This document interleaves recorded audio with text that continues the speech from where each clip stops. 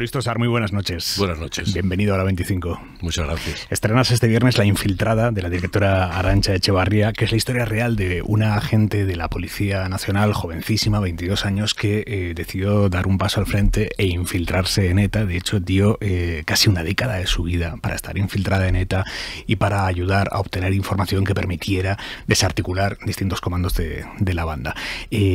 Tú habrías dado 8 años de tu vida por el bien común. Muy difícilmente, supongo.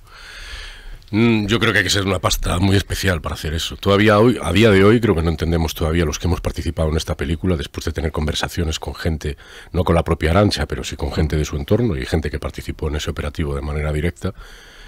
Y un poco nuestra pregunta recurrente era esta, es decir, ¿qué le impele a un ser humano a sacrificar absolutamente todo para estar durante tantísimo tiempo renunciando a tu vida y sin ninguna certeza, sin saber si eso realmente puede llegar a buen puerto, ¿no?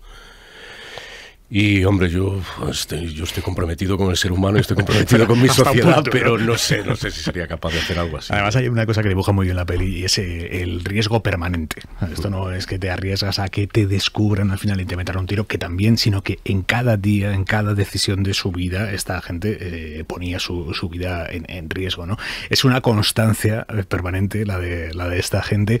Tú en tu vida tienes esa constancia, esa capacidad de diseñar tu objetivo a largo plazo y trabajar permanentemente hacia él. Para algunas cosas sí, para otras no tanto y seguramente ni de lejos, porque siempre he sido en general bastante constante con ciertos objetivos, con lo que tenía que ver en general con la interpretación y con lo de...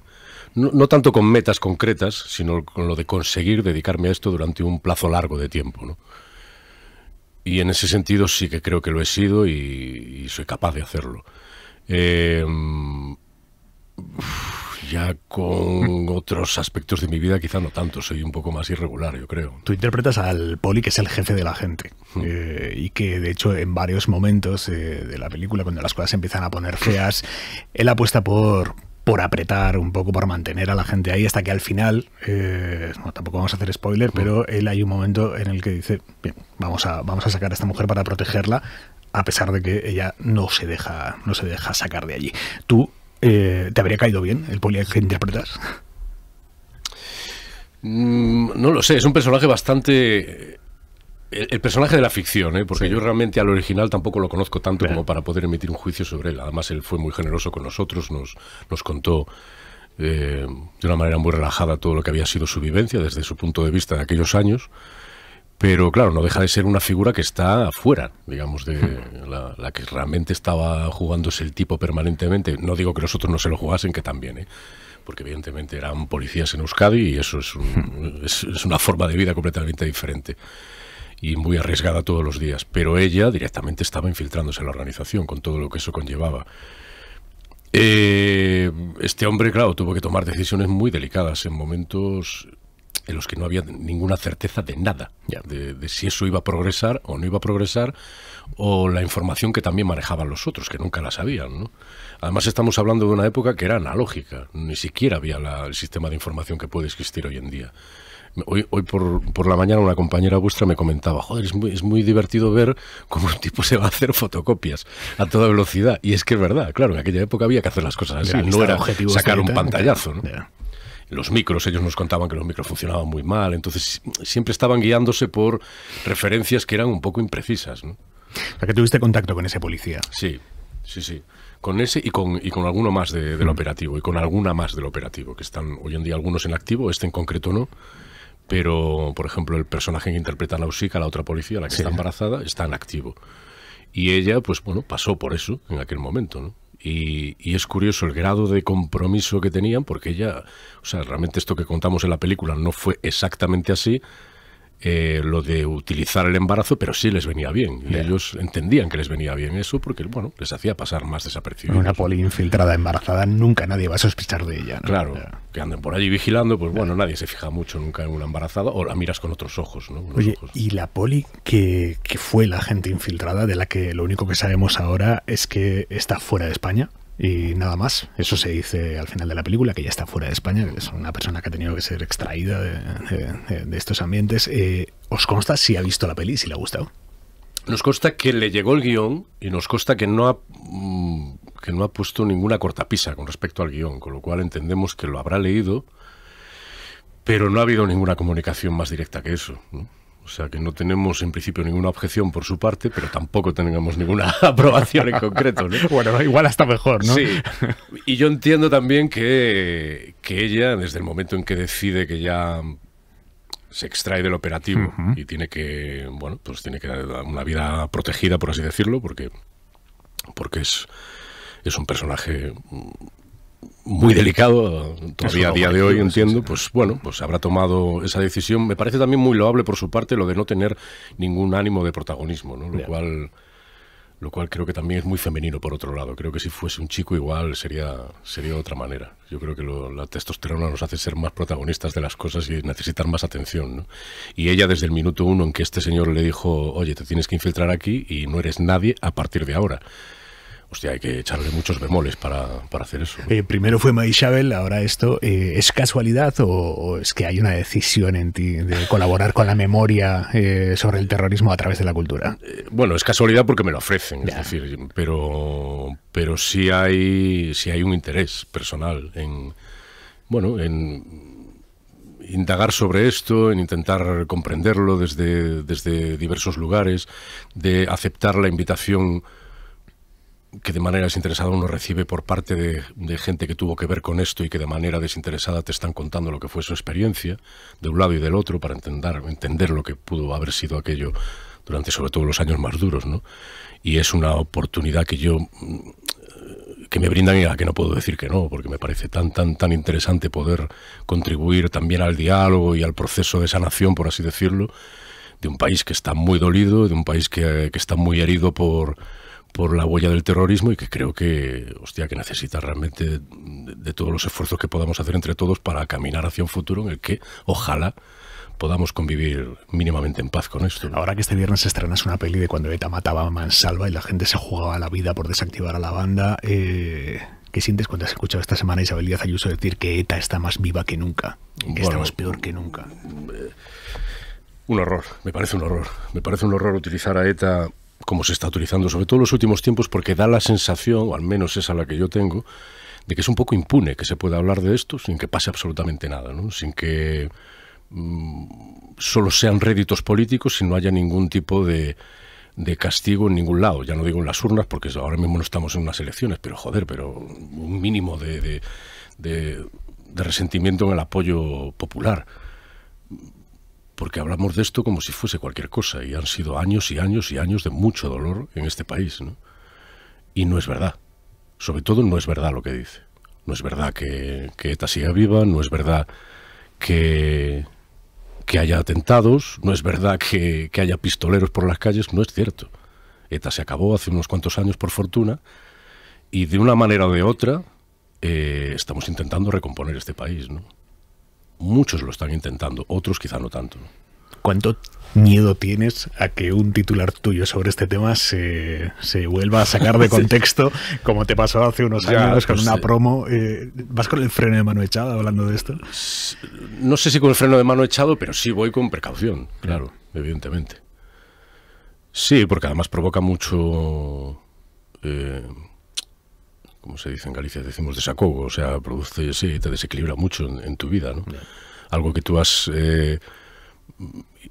comentado con la mejor intención, algo sobre lo que tú has hablado, intentando componer diálogo, intentando progresar hacia algún lado, y que de repente se convierta en un arma arrojadiza y que además ya no solo te produzca dolor a ti, sino que produzca dolor a tu entorno, ¿no? Por poner en contexto a los oyentes, esto fue una entrevista que te hicieron hace unos años, en la que, bueno, muy sacado de contexto el titular, te pusieron que habías dicho algo así como: yo si hubiese nacido en Euskadi podía haber terminado en ETA, y nada más nada más diferente a lo que habías dicho tú, ¿no? Sí, sí. ¿Sufriste con aquello? Sí, sufrí mucho porque era muy doloroso ver que, joder, yo intenté hacer una entrevista en la que intentábamos arrojar un poco de luz sobre lo que podía ser la situación de dos personas que vivían en mundos prácticamente antagónicos, pero que tenían una cercanía ideológica, por así decirlo, pero que se desarrollan en contextos totalmente diferentes, uno ultraviolento y otro no, ¿no? Y la suerte de cada uno de nacer en un lado, ¿no? En esta reflexión De repente se genera un titular y el titular acaba siendo, si hubiera nacido en Euskadi, sería etarra. Ese era el titular. Pero lo más gracioso es que la traducción de ese titular, tiempo después, en gente con la que yo me encontraba, eran, oye, que a mí me han dicho que tú has dicho que ibas a coger un fusil y que ibas a matar policías en Euskadi. Y yo, bueno, está bien esa traducción, ¿no? Por parte de algún medio que otro, ¿no? Que se dedicaban, no a traducirlo así literalmente, pero a promover que la traducción por parte de los oyentes o los receptores fuera esa, ¿no? ¿Sufres mucho con la promo de los proyectos que haces? No, ya no tanto. Al principio sí, antes sí. Sí, era... Es triste decir esto, ¿no? No, lo que pasa es que antes me costaba más asumir la exposición de uno fuera de lo que no fuese la pura actuación, ¿no? Yeah. Y de alguna manera vas asumiendo que, bueno, que tienes que también construir un discurso sobre lo que acabas de hacer, que la gente mínimamente se entere de lo que estás presentando y que ese mensaje sea lo más preciso posible, ¿no? Oye, Carolina Yuste, increíble en esta peli. Brutal, maravillosa. ¿Cómo es rodar con ella? Pues extremadamente fácil, eso para empezar. Es muy buena compañera, muy generosa. Y ha sido en este caso concreto, yo nunca había tenido la oportunidad de trabajar con ella. Habíamos coincidido en producciones, pero no habíamos trabajado juntos, ¿no? Y junto con Arantxa, que es una maravilla de directora, porque entre otras cosas además es muy graciosa, y para trabajar con temas tan delicados como estos y tan sensibles, yo creo que siempre está bien tener una cierta dosis de humor para tener una espita, una válvula de escape en la que la presión se libere un poquillo cuando estás currando, ¿no? Y entonces en ese trío, que nos tocaban muchas escenas en las que teníamos que elaborar y ensayar juntos los tres, lo pasamos muy bien. Fue un proceso de ensayos y de trabajo muy bonito realmente. ¿Cómo es un rodaje bajo la batuta de Arantxa Echevarría? O sea, ¿qué especificidad tiene como directora? Pues es muy dinámico, o sea, no es un rodaje de estos en los que tengas mucho tiempo para aburrirte, ¿no? Quiero decir que esta cosa que se dice mucho de que en el cine hay que esperar, en general en el cine hay que esperar mucho, pero los rodajes de Arantxa son dinámicos, no hay grandes tiempos, digamos, en medio.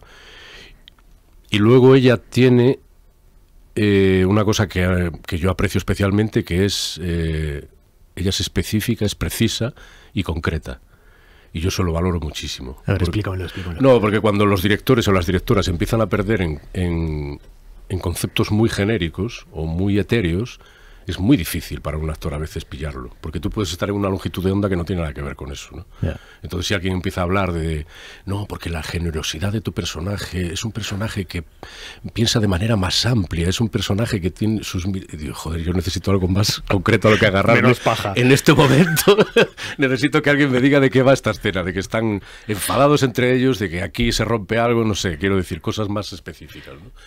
Y Arantxa es muy concreta con eso, no se anda con hostias. ¿Cómo es la relación entre los directores y los actores que sois top? Que ya habéis demostrado todo lo que teníais que demostrar. O sea, quiero decir, la expectativa del director o de la directora respecto a vosotros es distinta a la que puede tener con un actor que acaba de empezar. ¿Esperan más, menos de vosotros? ¿Os piden más, menos? Yo no sé lo que ellos... Yo creo que somos más nosotros que ellos. Quiero decir que a veces creo que nosotros llegamos creándonos a nosotros mismos unas expectativas que quizá no tengan tanto desde el otro lado, ¿no? Yo intento llegar de la manera más tranquila y más humilde posible a cualquier rodaje, sea quien sea un super top o sea alguien... Porque entiendo que esta relación tiene que ser de igual a igual, si no difícilmente funciona, ¿no? Yo creo que las jerarquías, cuando estás trabajando en esto, no son buenas, no son productivas, no hacen que las cosas crezcan, por así decirlo, no hacen que la levadura funcione y que crezca el pastel. Se queda todo en un sitio en el que hay una conveniencia o una condición permanente, entonces no rula. Cuando llegas y te relajas, puede ser que tardes un día o que tardes dos, ¿no? En que la gente, los pistoleros empiezan como a tantear y a ver quién es el más rápido, no sé qué, pero cuando hay buena intención, buen rollo y buena química, ya enseguida empieza a fluir. Y con Arantxa, empezó a fluir enseguida. ¿Qué pasa? Que Arantxa también es una persona que tiene muchísimo talento y muchísima experiencia. Bien. Y ha pasado por todos los estamentos del cine, por absolutamente todo. Entonces tampoco es una persona a la que puedes pillar por ningún lado, porque se la sabe todas de todo. Y controla mucho de narrativa, controla mucho de técnica, de luz, de sonido, de todo. ¿En qué momento del proceso No te digo en este proyecto, porque es obvio que no, porque la peli está francamente bien. Pero ¿en qué momento del proceso tú sabes que la levadura no va a levantar?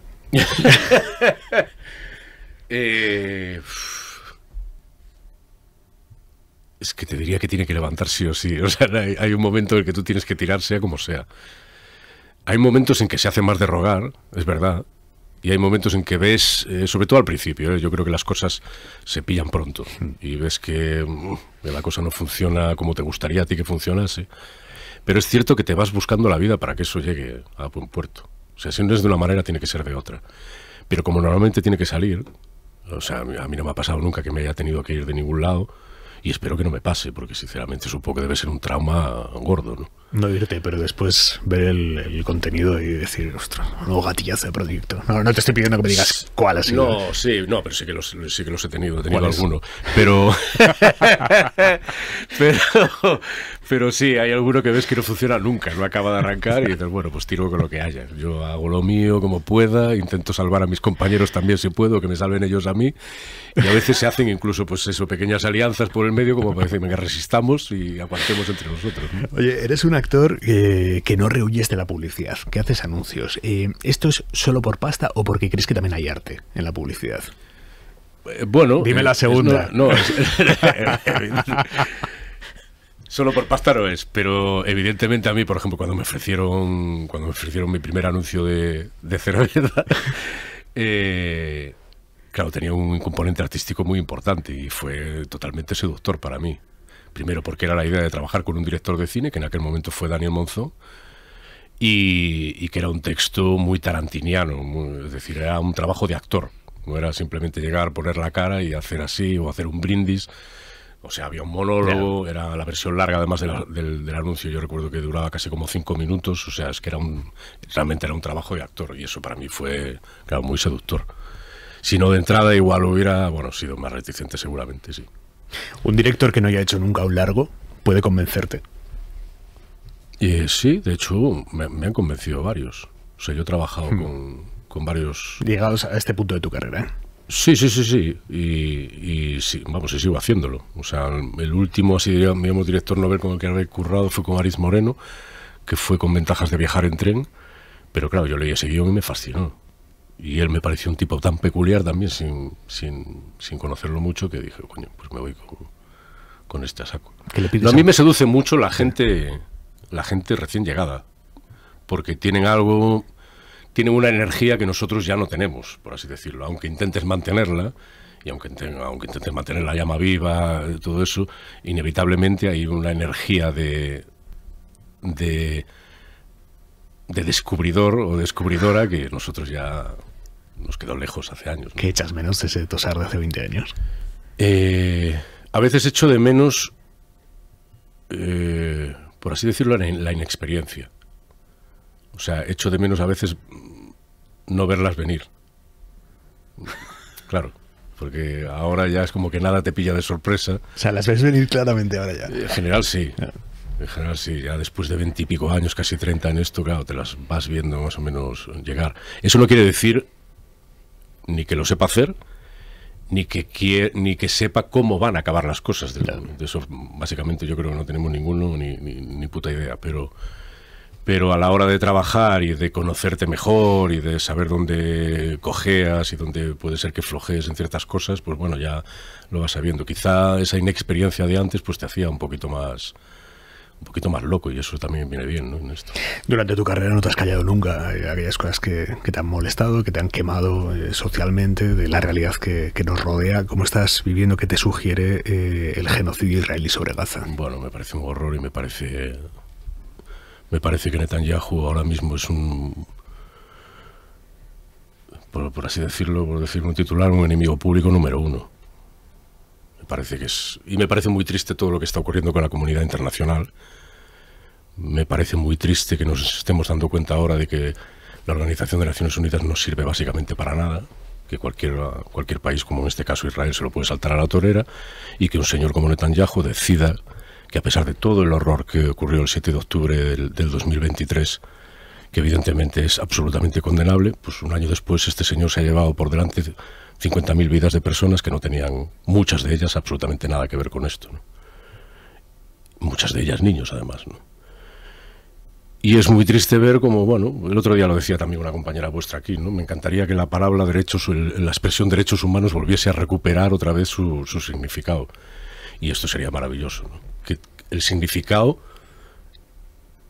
y la magnitud de la expresión bueno, valga la redundancia, en toda su expresión, porque es cierto que estamos pasando por encima de eso todos los días.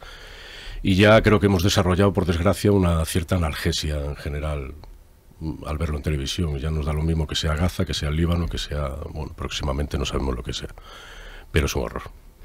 Luis Tosar, La Infiltrada, este viernes en los cines. Mil gracias, Luis. A ti.